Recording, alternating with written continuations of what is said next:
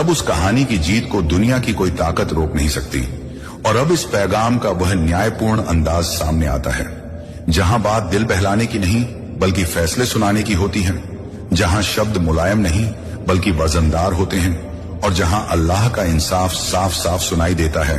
कि अगर तुम यह पैगाम यहां तक सुन रहे हो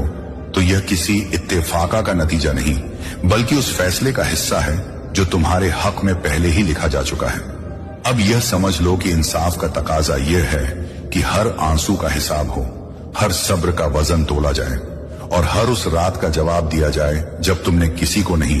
बल्कि सिर्फ अल्लाह को पुकारा था। अब अदालत इलाही में बात इस तरह रखी जाती है, ए बंदे, तू ये मत समझ कि तुझे चुप रहने के लिए छोड़ा गया था, तुझे इसलिए रोका गया था ताकि तेरी सच्चाई सबके सामने बिना शोर के साबित हो सके। इंसाफ यही है कि जिसने सहा है वही उठेगा, जिसने दबकर भी ईमान नहीं छोड़ा वही आगे रखा जाएगा, और जिसने भरोसा किया है वही सबसे पहले सुना जाएगा। अब यह पैगाम साफ कहता है कि घबराहट उन लोगों का हिस्सा होती है जिनका मामला खुद के हाथ में होता है, लेकिन जिनका मामला अल्लाह ने अपने हाथ में ले लिया हो उनके हिस्से में सुकून लिखा जाता है, भले ही हालात अभी गवाही ना दे रहे हों। इंसाफ का यह उसूल भी सुन लो कि देर होना नाइंसाफी नहीं होती,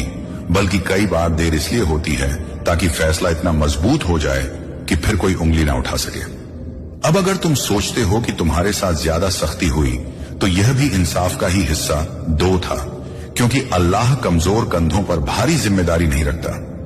अब इस अदालत में यह भी साफ किया जाता है कि जिन लोगों ने तुम्हें कम आंका, जिन्होंने तुम्हारी खामोशी को तुम्हारी हार समझा, उन्हें जवाब देने की जरूरत तुम्हें नहीं है, क्योंकि इंसाफ खुद जवाब देगा, सही वक्त पर, सही जगह पर और सही असर के साथ। अब यह पैगाम यह भी कहता है कि डर उस दिल में जगह बनाता है जहां यकीन अधूरा हो, लेकिन जिस दिल में यह बात बैठ जाए कि अल्लाह साथ है,